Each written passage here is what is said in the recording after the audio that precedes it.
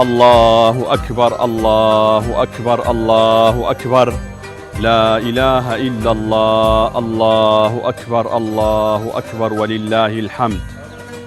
بناوی خوای بەخشندەی میهرەبان بینەران و بیسەرانی خۆشەویست سڵاوی خوای گەورەتان لێ بێ و کاتتان باش. جەژنی قوربانی پیرۆز لە گشتلایەکتان پیرۆز بێ. خوای گەورەم جەژنە بکاتە مای خێر و خۆشی بۆ گشتلایەک وە کۆتایی هاتنی سەرجەم قەیرانە کەڵەکەبۆکانی هەرێمی کوردستان بێ. خۆشەویستان، خۆم بە خۆشحاڵ ئەزانم لە بەرنامەیەکی تایبەت بە جەژنی قوربانی پیرۆز لە گوندی کانیبی لە سنووری ناحیەی ئاشتی قەزای کۆیا بە ئێوەی خۆشەویست شاد دەبمەوە. لەم بەرنامە تایبەتەدا ئەمڕۆ ڕێوڕەسمی نوێژی جەژن لەم گوندا و دواتر مەراسیمی گەڕانی هاوڵاتیان بۆ لای یەکتر و دواتر مەراسیمی ئەنجامدانی قوربانی لە گوندی کانیبی بۆ ئێوەی خۆشەویست دەگوازینەوە. تا کۆتایی بەرنامە بینەرما بن، فەرموون.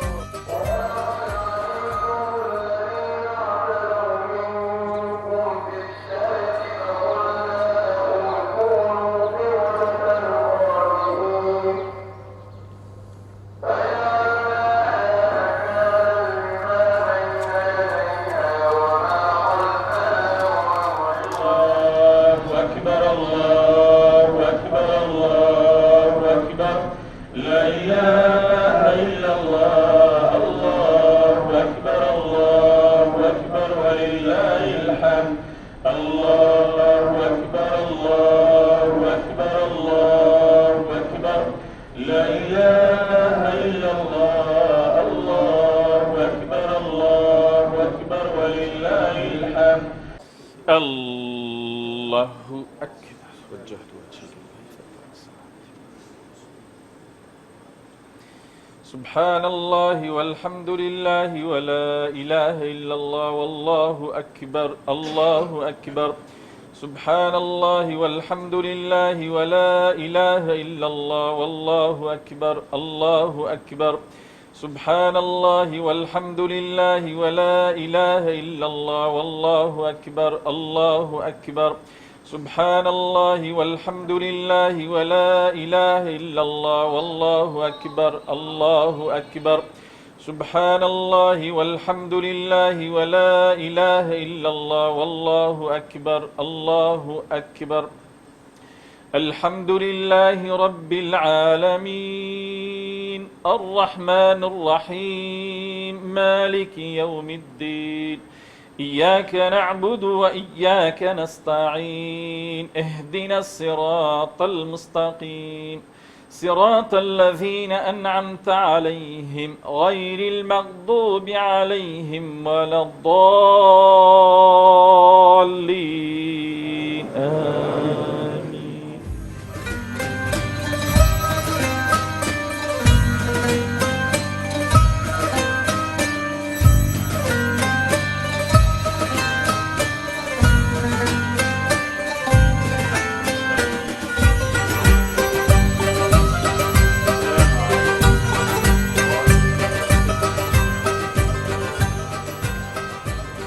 الحمد لله نحمده ونستعينه ونستغفره ونعوذ بالله من شرور أنفسنا وسيئات أعمالنا. شەویستان معلومی جەنابتانە کە لە ئیسلام دائێمە دوو جەژنمان هەیە، جەژنی ڕەمەزان کە بەڕێمان کرد و پای گەورە قبوڵی کرد بە ئینشاءالله، و جەژنێکشمان هەیە جەژنی قوربانە کە ئیسلام هەموو لەحزەکانی ژیانی ئینسان و هەموو ئاەتەکانی خوای پەروەردگار و هەموو حەدیسەکانی پێغەمبەر عەلەیهی سەڵات وەسەلام بۆ یەک شت و ئەویش خۆشگوزەرانی و ئاشتی و ئاوەدانیە بۆ بەشەریەت و بۆ مرۆڤایەتی.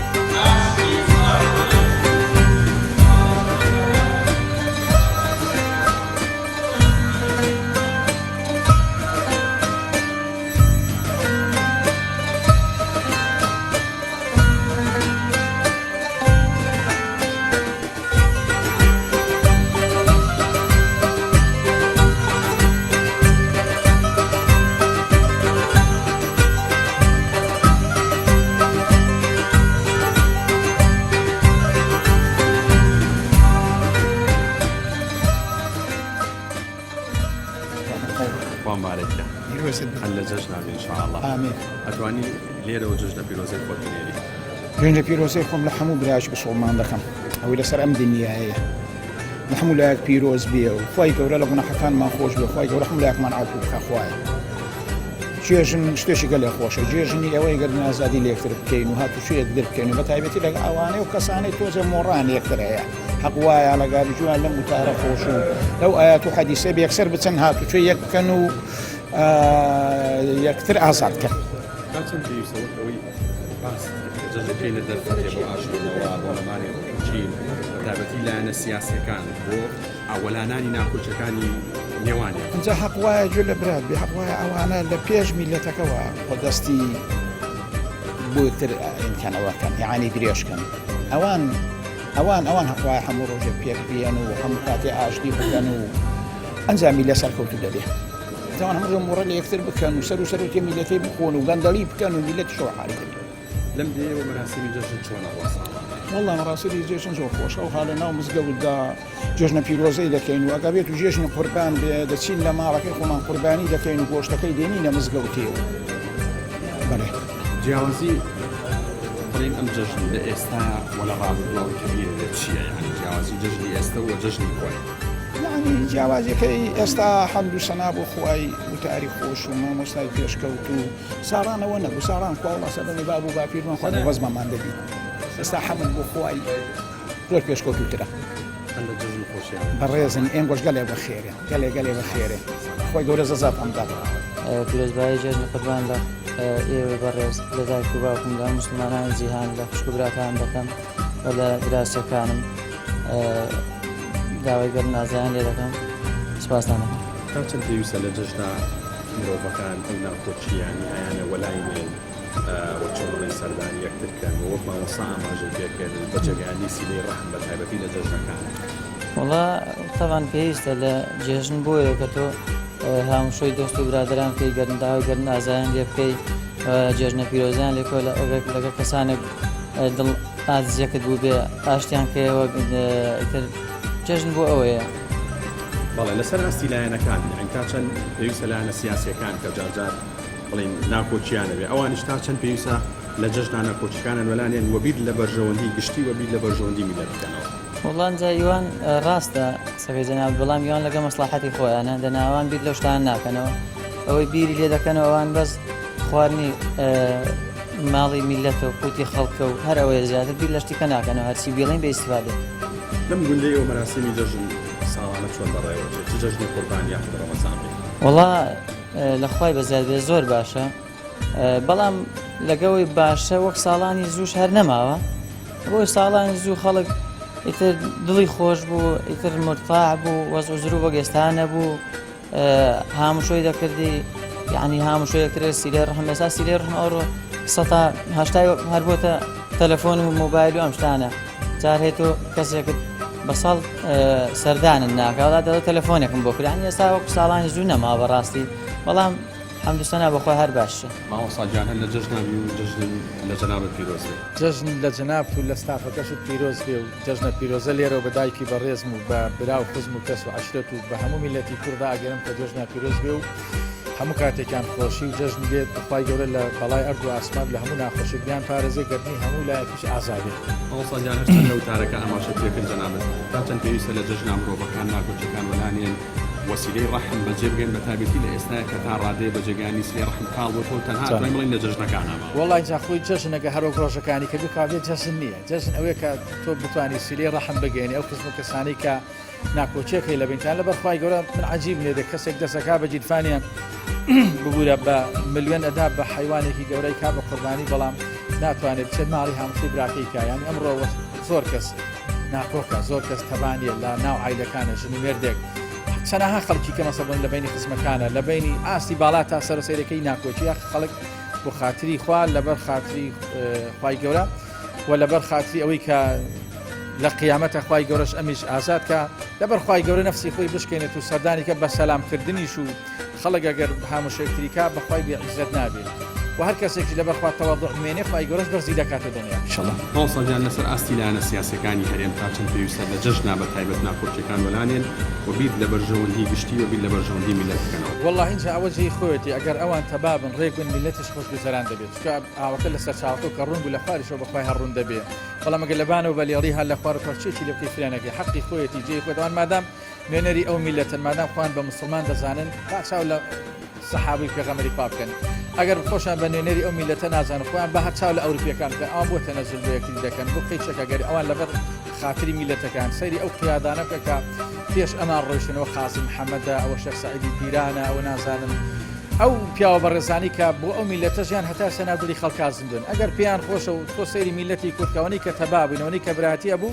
ئێمەش بۆ خۆمان ئاشتی و تەبایمە پێشینانی جوانە بکەن فەرمێنە ئاشتی ماڵ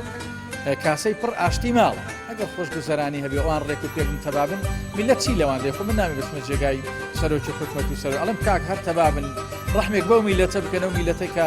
ئێوە لە شاغون خەڵک بەنانەوە بە دواتانە بێسا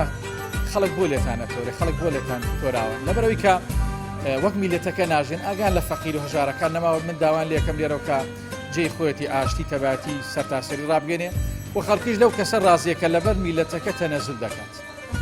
سپاسانەکەم ئێوەشە لە جەژنامە خوای گەورە جەژنی هەموو لایەکمان پیرۆزکا و خوای گەورەم جەژنە بکاتە مای خێر و خۆشی بۆ ئەو میلەتە وەشیفای هەموو نەخۆشێکیش بدا ئینشاءالله.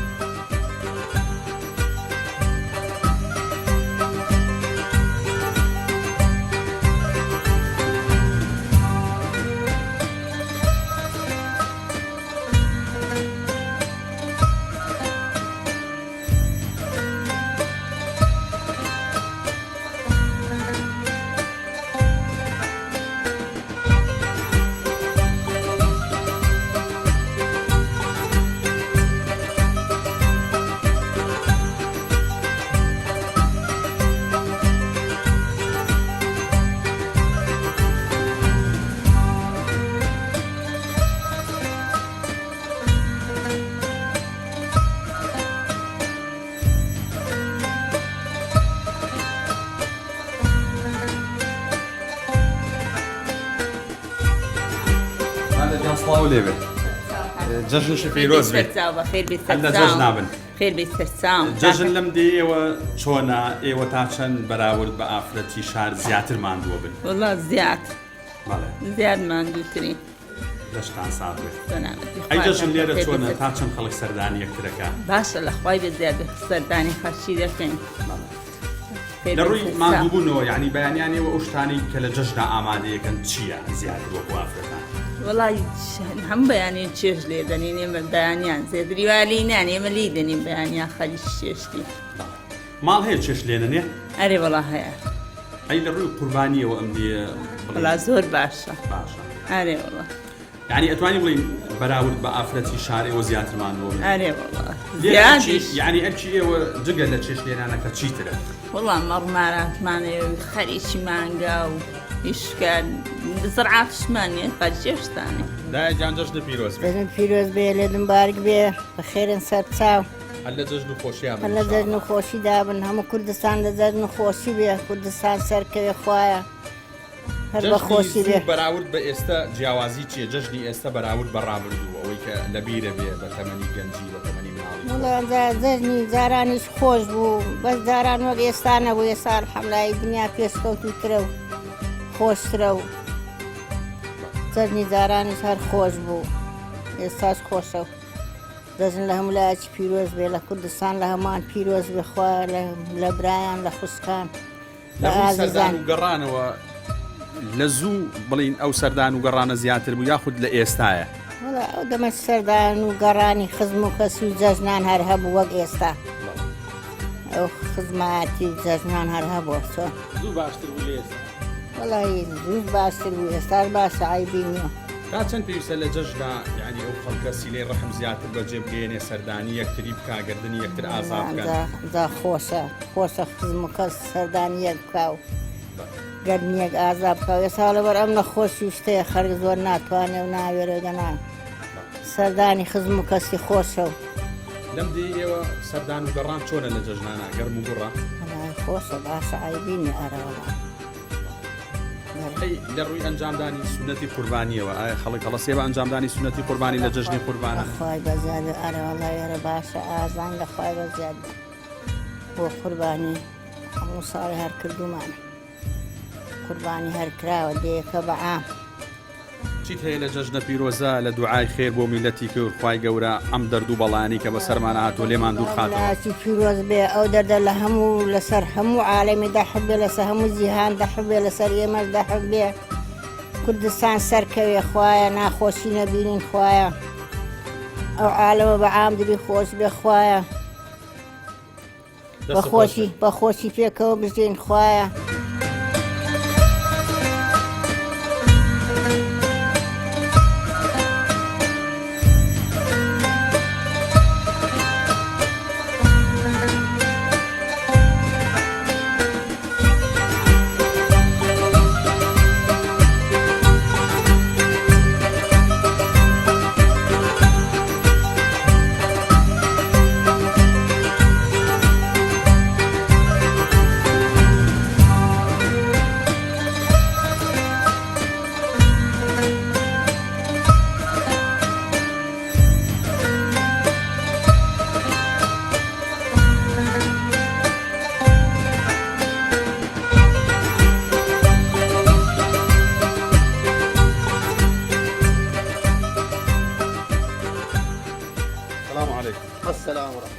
حاجیان ماندوو نەبن سپاس دەکەن وای گەورە جژنشتان لێ پیرۆز کات لێوە لە هەموو لای پیرۆز بێ ئەم قوربانیانش کە خەریکن خوای گەورە لێتان قبوڵ بکات ئینشاءالله لە هەموو لای ئەتوانی لێرەوە جژنە پیرۆزەی خۆت بنێری بۆ هەر کەسێک کاتێ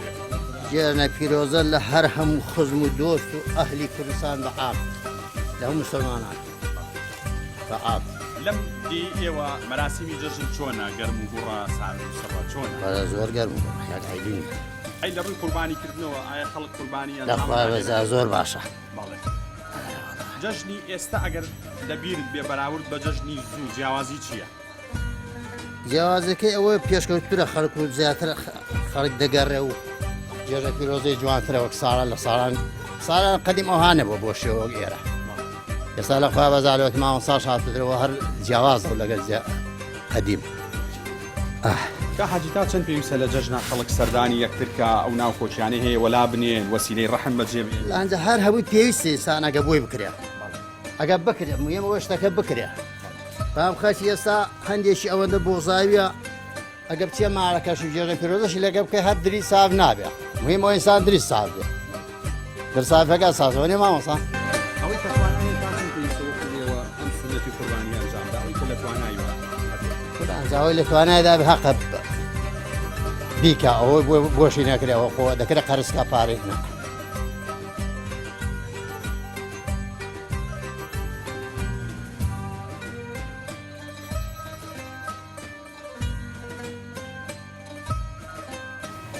سلام علیکم دادە جان باشن جژنیشتان پیرۆز بێ هەر لە جژن و خۆشیان بن ئینشاءالله ئەتوانی لێرەوە لە یەکەم ڕۆژی جژنی قوربان و لە شاشەی کەناڵی ئاسمانی پەیامەوە جژنە پیرۆزەی خۆت بنێری بۆ هەر کەسێک کاتێ جژنە پیرۆزە لە ئێوە دەکەم پێشەکی بەخێرن سەرچاوم بەخێرن یاخوا جژنە پیرۆزە لە کەس و کار و ئەولادەکان و لە هەموو قزم و کەسم دەکەم لە هەموو ئۆمەتی مسلمان و ئۆمەتی محەممەد دەکەم جژن لەم دی ئێوە چۆنە مەراسیمی جژن گەرم و گوڕی و گەڕان و سەردانی وەڵڵا باشە لە خوای بەزیادبی باشە خراپ نییە ئەی لە جژنی قوربانە قوربانیکردن چۆنە وەڵڵاهی باشن لە خوای بەزیاد بکانیبی بە ئام ساری قوربانی چاک دەکە لە خوای بەزیادبی جار هەیە گۆشتەکەی زیاد دەبی لە گوندەکەی بۆ دەرەوەش دەنێری لە ڕووی گەرماوە وەزعتان چۆنە پێمامێ گەرمە وەڵای من هەر بۆ خۆم چوو و سکۆریمە دایمە گەرمامە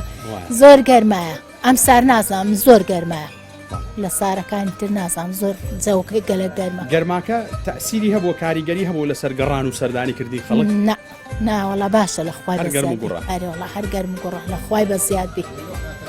ئەوەی تۆ لە بیرت بێ ئەگەر مناڵی خۆت بەراورد بە مناڵی خۆت بەراوردی جژنی ئێستا بە مناڵی خۆت هیچ جیاوازیەک ئەبینی بەرێ وڵا ئێستا خۆشترە هەرێ وڵا خۆشتر نازانم بە منداری وەسائل زیاترە ئێستا مەسەلەن زیاتر ئەرێ وڵا ئێستا جێژنەکان خۆشترە و بۆ منداری ئێستا نازانم من ئێستای بە خۆشتر دەزانم تا چەند پێویستە لە جژنا بڵین هەم خزم و دراوسێ هەمووانی ناسیان و سەردانی یەکترکەن وەگەردن ئازایی لە یەکترکەن بە تایبەتی ئەوانی ئەگەر لە پێشوان ناخۆشیێشان هەبوو بێ و یاخود بڵین قسەیان بە یەکەوە نەبوو بێ وەڵا پێویستە ئیسان لە جێژنی قوربانەدا قوربانی گەورەیە ئەگە بتوانی بیکە شتێکی گەورەیە ئەگەر نەشتوانەوە سابچکێ کچە جوان چۆنی؟ باش ئەمڕۆ هیچ گەڕاوی هیچ کلێتە کۆ کردوێتەوە ئەی پارەت وەرگردووە جەژنانە لەلایەن دایک و باوکتەوە هیچ وەرنەگرتووە ئەی لێرە لە قوتابخانەی پۆل چەندی بوومە چوار ئەم ساڵ لە سێ بووی بە چوار بەڵام ئەم ساڵ دەوامە پێویست نەبوو تانی وێ ساڵ دەوامە بوو بیری مامۆستاکانەکەی حەزەکەی دەوامی قوتابخانە بکرێتەوە حەزەکەی دەوامی مەکتەب بکرێتەوە دەوامی قوتابخانە لە جەژناتووە گەڕی یعنی لێرە بڵین هەم هاوڕێ ڕەفیق و ئەوەت هەیە یعنی ئەچی بۆ لایەن سەردانیانەکەی کەم ئەی جەژنە پیرۆزە لە چی ئەەکەی لە دایکێت لە باوکێت دەتوانی بیڵێ جەژنە پیرۆزە لە چێو چیەکەی لە کەس نایکەی جەژنە پیرۆزە لە کەس ناکەی دە لە چێو چێدەی پێمان بڵێ ئەی لە دایک و باوکت لەوانش ئەی لە چێتر ئەی خوشک و برات هەیە لە خۆت گەورەترن یا مناڵترن سێ خوشکم گەورەیە دوو براشم جەژنە پیرۆزەیان لەکەی جەژن خۆشە تۆ حەزەکەی جەژن بێ دەستە خۆش بێ جەژنە پیرۆزێ پیرۆزبایی لە هەموو مسلمانانی سەر ئەم زەویە دەکەم بە تایبەتی کوردستانش حسێن لەم دی ئێوە گوندیکانی ماشەڵادەیەکی ئاوەدانەوە ماڵێکی زۆری تێدایە مەراسیمی جەژن چۆنە وە سەردانی یەکتری کردنی یەکتر وە گەرم و گوڕی جەژن لێرە چۆن وەڵاهی لە خەوەزە زۆر باشە بە تایبەتی چەند ساڵێک لەمە پێش ئێمە پێشدا مەراسیمی جێژمان وانە دەکەین مامۆستا خێڕوڵاکمان هەووی دوایش ئەم مامۆستا فەتاح هەرشان ئەلحەمدولای ئینسانی ڕۆشنبیر بوون پێشمان دەکەوتن هەموو گوندەکەمان دەکرد زۆر خۆش بوو یعنی بێ جیاوازی جاری وا بوو تۆ ئینسانەکە لەگەڵا بوو لەگەڵ ئەشی دیکە مەسەلا دەنگیان نەبوو بەهۆی ئەو جەماعی و مامۆستا لە پێشەوە هەموو شوێنەکانمان دەکرد و هەمووشی ئاش دەبووە بەڵام ئەو کاتانەی کە جێژنی قوربان کە ئەوە قوربانی دەکەین ئەومان بۆ ناکری ئەومان بۆ ناکری خەیرانی دارایی و ئەم بێموچەیە کاریگەری هەبوو لەسەر قوربانیکردن لێرە وەڵاهی ڕەنگە هەیبێ بەڵام خەرشی ئازا قەنەعەت کە ئەگەر 300,000 لە باخەری داوێ ڕەنگە سەتیان بکاتە قوربانی ئەوەی کە حەزیری ڕەنگە بەو شێوە بیانی کارەگەری زۆر نەبێ ئەلحەمدولای گوندی ئەمەش بەروبوومی باشی هەیە لە خۆبەزە فەقیر نین و خەرشی فەقیرمان زۆر کەم تێدا حەمد بۆ خوا ئەم گوندە لەسەر زێ ماشەڵا ینی تڕ دیارە بەس لە ڕووی گەرماوە وەزەتان وەڵای گەرما ئەلحەمدولای گەرماش خوای گەورە وای هێناوە وای دروست کرد و شوێنەکەی هەم لە زستانە گەرمە لە هاینش هافێنێک چکە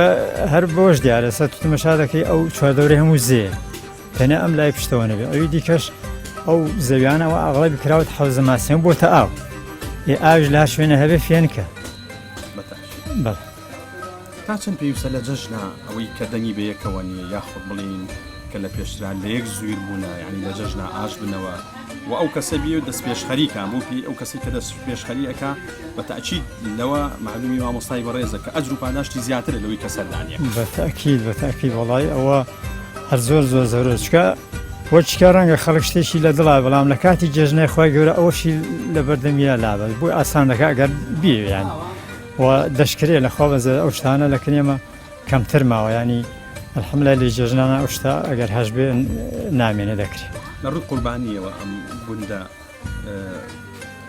لە ڕووی گەرم و گوڕی قوربانیەوە چۆنە جاندانی سونەت بەڵێ وەڵاهی زۆر باشە بە حەقەت ینی لەوەتی من بەبیرم دێ قوربانیکردن لێرە زۆر بە چاشی دەکرێت ئەرە وەڵا خەرچی زۆر ئازم سەلامەت یا ڕەبی زۆر بەخێراتنی ئێوەش دەکەم و لە ئێوەش پیرۆز بێ و لە هەموو مسلمانانی هەموو جیهانیش پیرۆز بێ ئینشاڵڵا بەخۆشی بە شادی بە ئەم ئینشاڵڵا خوای گەورە ئەم نەخۆشیش لەسەر کۆی خەڵک لابا و چکە ئەم نەخۆشیە من وازانم ڕەنگە دەرسێکیش بێ بۆ بێباوەڕەکانیش چکە تۆ وەرە شتێکی ئاها بچکۆڵە هەموو خەڵی لەبەری دەلەرزێ ئەوەی کە خۆی هەڵە کێشا لەسەر ئەم زەویە بۆ لە پێشەوە ڕای کرد و نەیوێرە خۆی لەبەر بێنێ بەوە جندێکی خوای گەورەی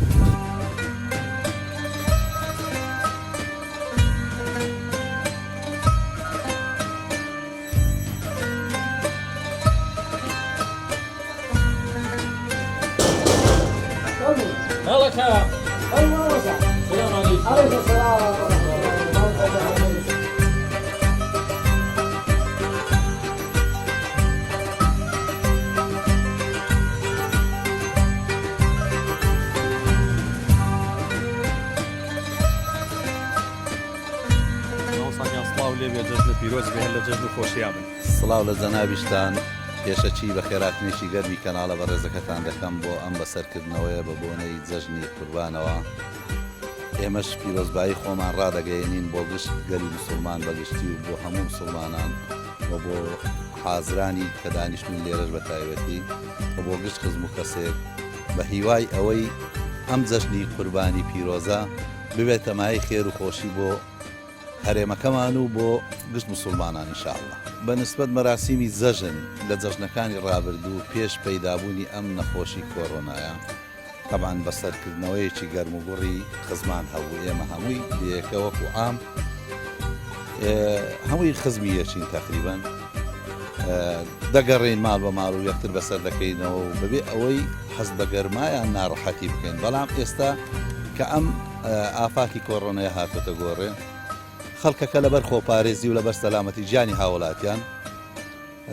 لە مزگەوت دوای نوێژ جێژنە پیرۆزەمان کردو کەمتر دەگەڕین و بەسەرکردنەوە دەکەین و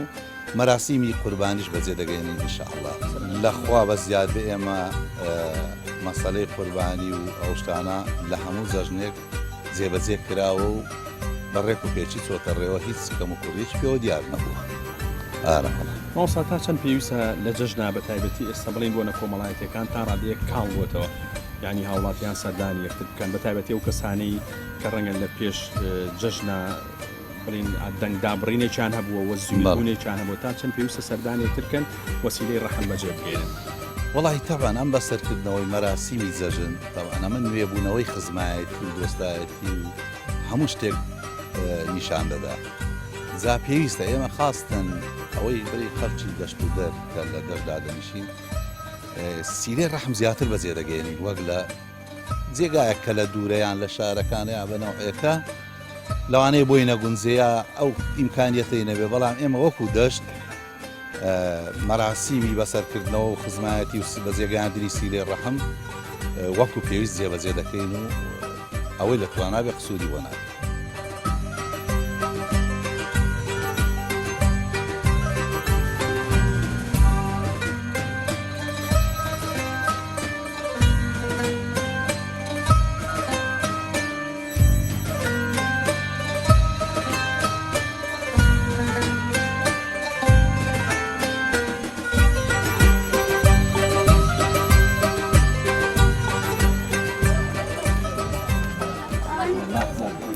کاکە سڵاوتان لێبێ چۆنن بە قوربانداشن جەژنیشتان پیرۆز بێ هەر لە جەژ نابن باجارێ لەم کوڕە جوانانەوە دەست پێ بکەین کاکە چۆنی جەژن پیرۆز بێ ئەمڕۆ زۆر گەڕای لێرە کەم گەڕای چکلێت زۆر کۆ کردوتەیان کەم زۆر جەژنە پیرۆزە لە چیەکەی لە دایکت لە باوکت لە خوشک و برا لە هەر هەمویان لە قوتابخانەی پۆل چەندی ئەم ساڵ ئەچی بۆ چوار یا ئەچی بۆ پێنج بەڵام ئەم ساڵ قوتابخانەوە پێویستە بووە نیە بیری دەوامی قوتابخانە و مامۆستاکانەکەی جەژن خۆشە بەڵام تۆزێ گەرمەوە نییە ئێوە لێرە هەر وەکو مناڵی شار ئەگەڕێن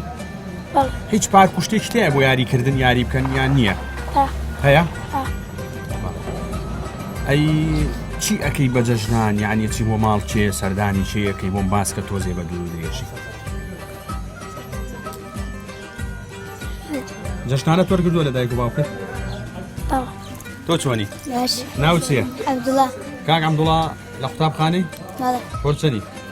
ئەو ساڵ دەمە سەرکەوتووی جەژنشی پیرۆز بێ زۆر گەڕای ئەمڕۆ عەمدوڵا جان شکلێت و زۆر کۆ کردووە شکلێت و زۆر خوارد ئەیشرینی زۆر خواردووە شەربەت و ساردی و ئۆشتانە لای یاقنا خۆ جەژن لێرە خۆش عەبڵاجان چیەکەن ئێوە لێرە بە جەژنان ئەگەڕێن سەردان یەکەکەن ئەچی وەلای ڕەفیق و برادەرەکانە دەگەڕێن بەڵێ ئەی قوربانیتان کرد وەکو ماڵی خۆتان ناسەفنەوە نەبوو ئەی جەژنە پیرۆزە لە چیەکەی لە دایکت لە باوکت لە خوشک و برا لە چێ و چێ بەس پێم بڵێ ینی لە چێ و چێ جەژنە پیرۆزە لامە لار هەمویان هیچ ڕەفیقێکت هەیە پێش لەگەڵا شەڕە کردبێ و ئیسە چوێتی ئاشە کردێتەوە بەم جەژنە ئاش بوونەوە تۆ چوی بۆ لایە ئەو هات بۆ لای گویا بکومان برادێ شەڕی شەکەن و ئاشتە بنەوە نییە هەر بەقەت شەڕ دەکەین لێ سەرکەوتوو یا بڵاجە تۆ ناوچێ کوڕە جوان تۆ شەر عەبدوڵای ماشەڵڵا عەبدوڵامان زۆرە ماوەسا عەبدوڵا گیان پۆل چەنی لا پۆل سدەبای پۆل شەڕ جەژنش پیرۆز بێ لە مبارە جەژن خۆشە لێرە باش چیەکەن بە جەژنان نێوە لێرە یعنی ئەگەڕێن شوێنێک هەیە یاری لێ بکەن ئەچن بۆ دەمزێ جاجارێ مەلا زانن مەلەی باشەکەن ڕۆزەکە ناسم پشتە مەلاکەن یا پێشە مەلا پێشەمە ئەی جەژنە پیرۆزەت لە کێ کرد یەکەم کەس لە داکووە ئەم بەیانە ئەی چلێتە زۆر خواردووە بڵاجان دەرس دوسێق بیری دەوامی قوتابخانە ناکەی عەبدوڵاجان ناوە ئەم ساڵ دەوامت پێویست نەبووە نییە دەست خۆش بێ و جەژنتان پیرۆز بێ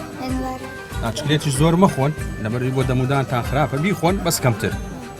ئیتر ئاوە جارجار بچن بۆ دەمزێ بەڵام ئەگەر مەلەتان نەزانی زۆر مەلەش مەکەن ئاگاتان لە خۆتان بێ لەبەروی ئاو ئامانی نییە لەی سەرکەوتوو بن بە قوربان کاکە سڵاوتان لێبێ جەژنش پیرۆز بێ هەر لە جەژ نابن کاکە چۆنن جەژنتان پیرۆز بێ لەم دی ئێوە جەژن چۆنە ڕوا با لەگەڵ خۆیان وەڵا ئایبینە باش ئەی لەگەڵ گەرمایە چۆنت وەڵا گەرمە گەرمە کرەکە گەری بڵ بە گەرما ئەچن بۆ ئەو دەمزەیە مەلە بکەن وەڵا زارجارێک دەچین مەلا زانی خۆت وەڵا دەزان باشن یعنی لە مەلەیە عیمانە پێشەمەلە و پشتەمەلەی شەکەن وەڵا ئەی لە جەژنانە مەسەلەن یعنی چی بۆ لای ڕەفیق و دراوسێ و هیچ گەڕان و سەردانێک هەیە لێرە بەڵێ لەگە برادران دەگەڕێ ئەی جەژنە پیرۆزەت لە کێ کرد ئەمڕۆ یەکەم کەس وەڵا لە دایک و باوکم دەکەم و لە خۆم و خوشک و براکانش لە برادەرەکانش باوکت جەژنانی پێدای بەڵێ لێ سەرکەوتوو بن ئینشەڵڵا کاکە تۆش سەیەکمان بۆ بکە وەکو گەنجێک لێرە چ ڕۆژانی ئاسایی چ جەژن یعنی چۆن کات بەڕێیەکەن وەکو گەنجێک وەڵا هەر دێنە دەرێ و دەگەڕێن لەگە برادران سەرقاڵی چین لێرە زیاتر وەڵا هاوینان بەم گەرمانە هەردەبێ بۆمە لەو بگەڕێمە کەیف خۆم ئەی لە ڕووی کشت و کاڵ و ئاژەڵداری سەرقاڵیتان هەیە زراعت و شت هەیە بەڵێ دەکرێت حەوزی ماسی زۆرتایە بەڵێ حەوزە ماسی زۆرە بە لە ڕووی گۆشتەکەەوە گۆشتی ماسی لێرە ڕەنگە بەتامتر بێ بەڵێ وەڵا حەوزی وە خۆشە و حەوزی وە تام قوڕی لێ دێ خزمەتی نەکردو ئەم دەمزێ ئێوە ئەم بڵێن ئەم گوندێ و ئەکەوێتە سەرزێ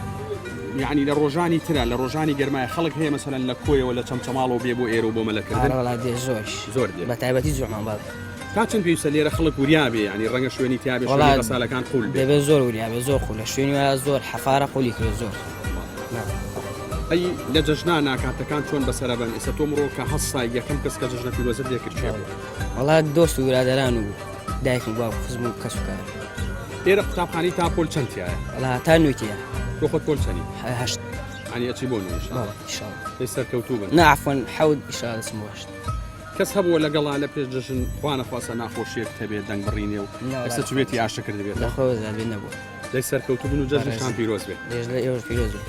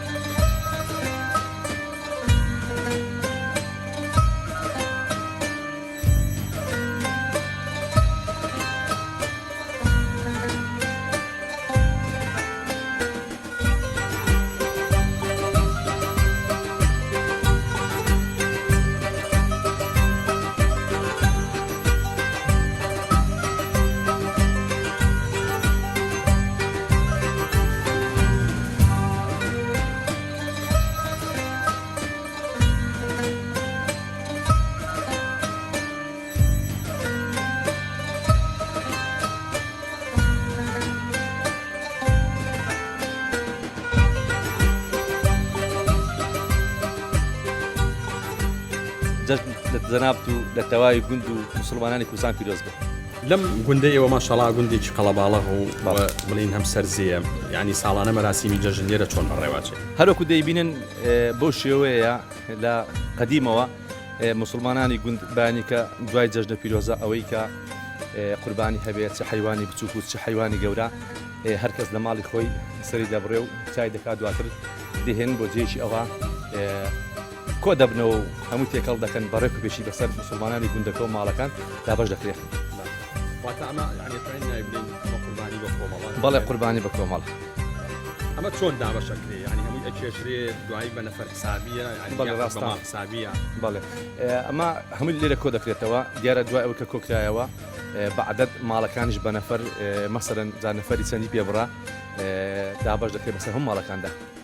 لە ڕووی سەردان و گەڕانەوە لێرە هاوڵاتیان تا چەند سەردانێکترەکەن بە تایبەتی لە بۆنەوە و لە جەژنەکان دیارە ساڵ بە ساڵ کاڵ دەبێتەوە مەسلەی سەردان و جەژنە پیرۆزە و ئەوانە بەڵێ بە تایبەتی ئەم ساڵش بەهۆی کڕۆنەوە کەمتر بووە بەهۆی نەخۆشی کڕۆنەوە کەمتر بۆ سەردانەکان بەڵام وەکو خێریش هیچ کەم نەبووتەوە لەخوا بە زیاد گەرماکە تەئسیری هەیە لەسەر نەگەڕانی خەڵک بەخوا گەرماکە تەئسیری هەیە بەڵام زیاتر ئەم نەخۆشی کڕۆنە و ئەوانە تەئسیری هەیە. بڵین بەردەوامی قەیرانی دارایی و بەردەوامی دواکەوتنی موچە هیچ کاریگەری هەبوو لەسەر ئەنجامدانی سنەتی قوربانی لێرە بیزەبەت لەم دەی ئێمە نەخێر لەخوا بە زیاد مسلمان هەمووی هەرێکە بە ژووری توانای خۆی توانیوێتی حیوانێک شتێک بە دوو ماڵە سەر بڕون و بیکەنە. تا چەند پێویستە مسلمان لە جەژنی قورباندا ینی هەوڵدا هیچ نەبێ ئەگەر بە ئاژەڵێکی بچووکیش بێ ئەو سنەتە جێبەجێ. وەڵا بە دڵنیاییەوە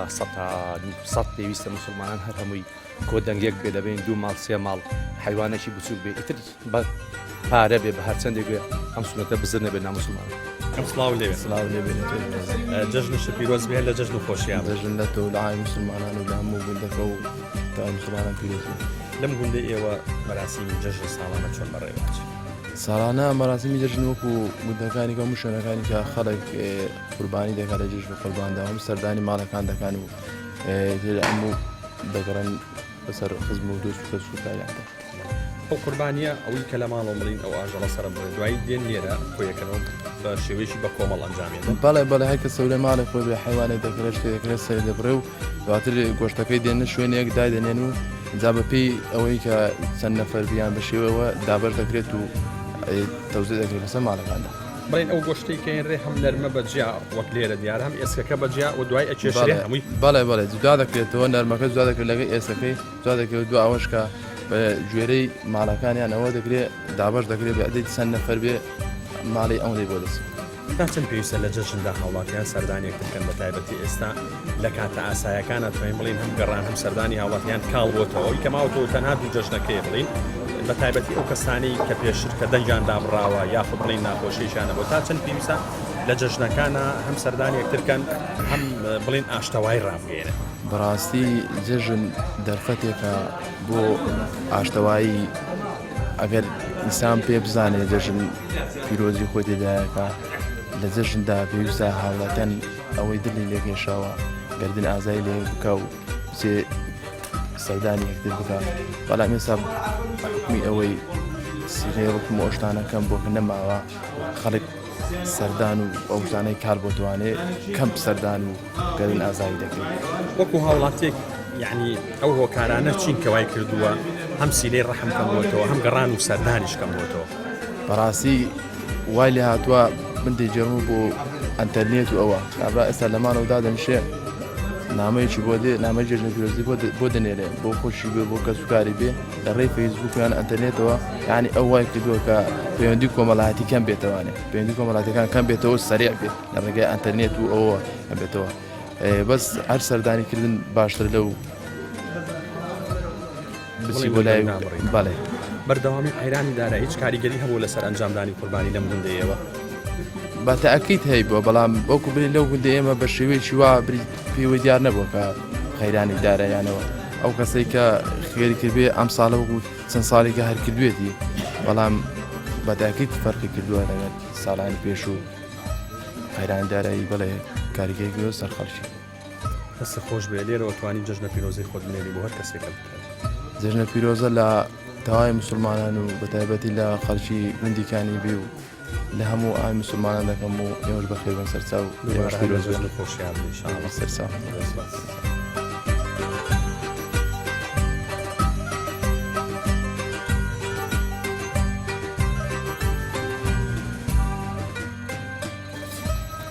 کاکە سڵاو لێ بێ و جەژنە پیرۆز بێ. سڵاو لە بەڕێسان و جەژن لە هەموو مسلمانان و لە هەموو مسلمانانی جیهان و لە مسلمانانی کوردستان بە تایبەتی و لە خەڵکی گوندەکەم پیرۆز بێ بەخێر بن سەرچاوان. لەم گوندەی ئێوە ماشەڵا گوندێکی ئاوەدان وەسەرجێ بڵێن تەڕە تا ڕادێک مەراسیمی جەژن چۆن بەڕێواجێ ساڵ؟ بەڵێ وەڵایی لێرە هەر وەکو زمانی پێشوو چۆن ئەو کۆمەڵایەتی هەبوو ئێستاش هەر هەیە و بەردەوامیشە لەخوا بە زیاد بێ سواز بۆ خواکە ئەوە فەزلێکی خوایە کە ئەم تێکەڵبوونە هەرما و سەردانی کردن و گەڕان و هەموو جەژنەکان بە یارمەتی مامۆستاش کە کۆبووینێتەوە هەمووی ماڵەکان بەگشتی گەڕاوین ئەوە نەبە بدەیت تاکتاکە نەفەر بگەڕێ هەمووی خاسەن پیاوەکان کۆبووینێتەوە لە شوێنێک و دوانان خواردن هاتوین ماڵ بە ماڵگەڕاوین و جەژنە پیرۆزەمان کردووە. لێرە ئەوەی کە دیارە ئەمە ئەنجامدانی قوربانی بە کۆمەڵە ئەمە چۆن چۆنیە مەسەلەن لێرە نەرمەجیا کراوەتەوە و لێرە ئەو گۆشتە بە ئێسکەوەیە و ئەم دەفتەرەی بەدەستی جەنابتۆی ئەمە چی؟ بەڵێ ئەوەی ئێمە لێرە دەیکەین ئەم کۆمەڵە گەنجە بە هاوکاری هەمومان لێرە دادەنیشین شوێنێک داری دەکەین هەر کەسێک لە ماڵێ بپی توانای خۆی جا ئایا حیوانی بچووکە حیوانی گەورەیە دەیکاتە قوربانی بەشی خۆی کە لێژێڕایە و پاشان ئەوەی کە کردوێتی خێر دەیهێنێتە ئێرە ئێمە لێرە دادەنیشین ئیشەکەی ئێمە ناوی ئەو خەڵکێکە لە گوندەکەی دادەنیشێ هەمووی چەند ماڵە دەینووسین هەر ماڵی چەند نەفەرە دەینووسین لێرە کۆمەڵێک دابش دەبین بە سوود و بەشەوە یەک دەینووسەیە ناوەکان دەنووسێ ئەوەی کە دەیهێنێت چەند کیلۆ نەرمکە چەند کیلۆ ئێسکە بەجیا دایدەنین پاشان کە بەجیا دامانە لێرە نووسیمانە چەند کۆی گشتی کە هات دوا ئەوە چ دەکەین بۆ نمونە ئەگەر ڕێژەی نەفەرەکان 500 نەفەر بوو یان دانیشتوان ئێرە نزیکی 600 نەفەرە ماڵەکان جیابرین ماڵی وایە یەک نەفەرە ئەو بەجیا دەینووسین دوو نەفەرە بەجیا دەینووسین سێ نەفەرە بەجیا دەینووسین ئەگەر 600 کیلۆ بوو 600 نەفەریشمانەیە نەفەری کیلۆیەکی پێدەبڕێ ئەوە یەکسەر ئاسانکاریەوە یەکسەر جای دەکەینەوە بۆ نەگە نەفەرێک بوو 1 کیلۆ بەدادێنین دوو نەفەر بوو یان خێزانی وایە 7 نەفەرە 7 کیلۆ بەدادێنین بەڵام ئەگەر ڕێژەکە کەمتر بوو بۆ نمونە 600 نەفەرمان هەیە 300 کیلۆ دێ ئەوە نەفەری نیو کیلۆ پێدەبڕێ نەفەری نیو کیلۆ دابش دەکەین ئەگە 7 نەفەر بوو 3 کیلۆ نیوی پێدەبڕێ ینی ئاوا بۆ شێوەیە ئێمە ساڵانە دابەشی دەکەین بەسەر خەڵکەکەیلا بە یەکسانی بەردەوامی دواکەوتنی موچە و بەردەوامی خەیرانی دارایی کاریگەری هەبووە لەسەر ئەنجامدانی سونەتی قوربانی لەم گوندەی ئێوە ئەوەی ئێوە متابعەتان کرد بەراورد بە ساڵانی پێشووتر وەڵڵاهی حتمەن هەی بووە بەڵام لەخوا بە زیاد بێ لێرە بەو شێوەی نەبووە بە حکمی ئەوەی خەڵکەکە زیاتر پشتی بە کەسابەت بەستاوە کەسابەت دەکات زۆر پشتی بە مەعاش و بەوە نەبەستەوە بەڵام تەسیریشی هەر هەبووە ڕەنگە تا ڕادەیە کەمتر بێ بەس بەو شێوەی نەبووە لێرە لەخوا بە زیاد بێ هەبوو هەیە ینی ڕێژەکە باشە قوربانیە دەستان خۆش بێ و دووبارە هەندە جەژنە خۆشی ئێوەش بەخێر بێن سەرچاوان جەژنی هەموو لایەکیش پیرۆز بێ و بەخێر بێن سەرچاوە زێتان کێشان خێر بێن یاخوا سەرچاوە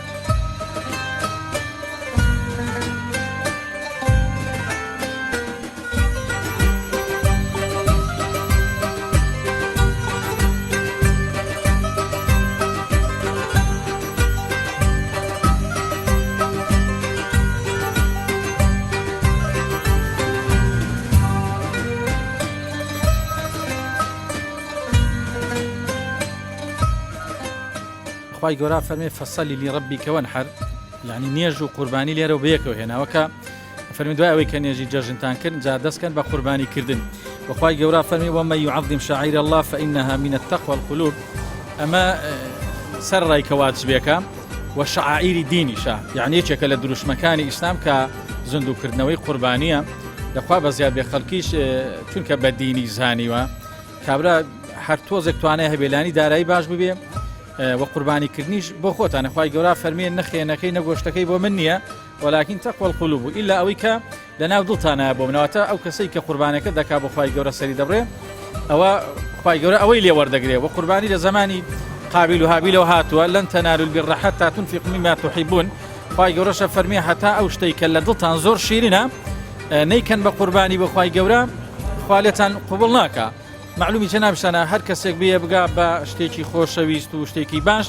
ئەبێ ڕێگایەکی سەخت بڕی گەیشتن بەخوای گەورەش کە گەورەترین خۆشەویستی دڵی ئینسانەکانە ئەبێ قوربانی بۆ بکەیت بۆ قوربانی بۆ بدەی هەتا بە خۆشەویستەکەی خۆت کە خوای گەورەی پێی دەگەی شەڵا لەخوا بەزیاد بێ ڕاستە پیرانی دارایی تەسیری هەبووە لەسەر خەڵک بەڵام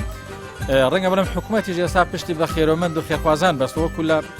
ئەو هەموو خستەخانەی کە کرا حکومەت قلێکی نەگەمەی خەڵکی خێرخواز کردی الحەمدلە و خەڵکە ئەگەر دین لە دڵیا بێ خزمەتی خەڵکی پێەکە بەڵام کە دین نەما خەڵکی بێتە کەسێکی ئەنانی و کەسێکی کە خۆپەرست بێ ئەوسا بیر لە خۆپەرستی و بیر لە بەرژەودی و ژیانی خۆی کاتە قوربانی ناکە بەڵام ئیسان ئەگە بڕای بەوە هەبێ پێغەمبەری خوا عەلەیهی سەڵات وسەلام فەرمی عایشە حیوانەکە چی ماتەوە فەرمی دەستێکی ماتەوە فەرمی لە قیامەتە خوا هەموویمان ئەداتەوە ئەو دەسەی دەبێت کە بۆ ئێمە خۆمان خواردومانە الحەمدلله لێرەش قوربانی زۆر بە شێوەیەکی سونەت و ڕێکپێک وەک دەیبینەوە کۆ ئەکرێتەوانی و بە شێوەیەکی تەوزیع جوان نەرمە و هێسقەلێک جاکراوەتوانی و بە پێی نەفەرەکان تەوزیع دەکرێت الحەمدلله فەزل و گەورەیەکی هەیە کە لە ڕۆژی قیامەتدا و بە تایبەتی لەم ئەیام و تەشریقە پێغەمبەری خوا فەرمی هیچ خێرێک هیچ کردەوەک بە خەت ڕشتنی خێنی قوربانی نییە خی گەورە خۆ پێویستە موسڵمان ینی لە ڕۆژانی جژنی قورباندا ئەگەر لە توانای هەبێ پابند بێ بە ئەنجامدانی ئەم سونەتە پێچێ بە تاشید ڕەنگە ینی بۆ ساڵی داهاتوو ڕەنگە تەمەنی باقی نەبێ یا بۆی نەگونجێ یاخود نەتوانێت وڵی جاوا فرسەتێکم ڕۆ لە بەردەستە چکە تەمەن تیرێکەوە لە کەوان دەرچووە کەس نازانێ سپەی بەریچیەکە ڕەنگە ساڵێککە من نەمێنم ساڵێککە ڕەنگە جەنابن دڵنیا بەخوای گەورەش ئاشەکەی هەر ڕۆژی کەسێکی پیاکە مەلەکەمەوتیش کە دەرچوار ڕۆژی مالی کەسێک ئەباتەوە لەگەڵ خۆیان ئەو تەمەنی کە خوای گەورە دیاری کردووە بۆ ئەوەی کە نەزانیت کەی ئەمری دەگە بتزانێ ڕەنگە خەڵک قوربانی نەکە خێر نەکە بەڵام خوای گەورە بە خامسی هێشتاتان بۆی کە ژیان خۆشبیان بۆی کە تۆش دایم ئامادە بی خێر و سەدەقە بۆ خۆتان کە خوای گەورە فەرمی ما عندكم ينفد وما عند الله باق ئەوەی لای ئێوەیە فتە و ئەوەی کە باقیە بۆ خواتان کردووە لای خوای گەورە بۆ تەڵەگرێت لە ڕۆژی قیامەتە بێگومان ئەمە فرسەتێکە لە بەردەزە و کەسانی کە دەوڵەمەندن خێرمەندن خوا پێداون ئەم شاعیرە ئەم واجبە گەورەی شەڵازن دووکەنەوەنە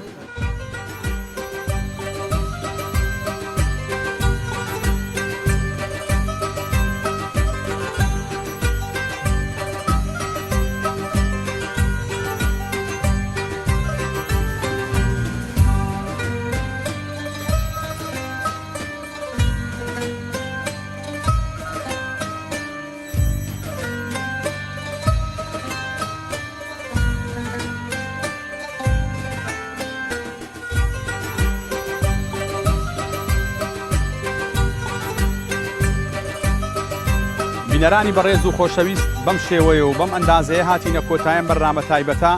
کە تایبەت بوو بە گواستنەوەی دیمەنەکانی مەراسیمی نوێژی جەژن و مەراسیمی ئەنجامدانی سونەتی قوربانی و سەردانیکردنی هاوڵاتیان لە گوندی کانیبی سەرزێ لە سنووری ناحەی ئاشتی لە قەزای کۆیە هیوادارین بەرنامەکە بە دڵی هەموو لایەکتان و بێ و لەم دۆخە سەختە داراوی ئابوورێدا توانی بێتمان خەندە بخەینە سەر لێوی ئێوە و هیوادارین بەرنامەکە جێگەی ڕەزامەندی خوای گەورە و سوود و کەڵکیەوەی بەڕێز بێت و لێرەوە دەمەوێت سوپاسی هەریەک لە کامێرامانی بەڕێز ئەحمەد ئەکرەم و محەممەد سەعید بکەم کە لە سبەینەوە لەگەڵ من تا ئەم ساتەی قسەیتیان کەم ماندوون و زۆر سوپاسی مامۆستا مەلا فەتاح مەجید پێشنێژ و وتار خوێنی مزگەوتی گوندی کانیبی و سەرجەم دانیشتوانی گوندەکە کە هاوکار بوون لە تۆمارکردنی ئەم بەرنامەیەدا تاکو بەرنمەیەک و دیدارێکی تر هەموو لایەکتان بەخوای گەورە دەسپێرین خواتان لەگەڵ ماڵتان ئاوە دووبارە هەر لە جەژن و خۆشیدا بن و جەژن لە هەموو لایەک پیرۆز بێت.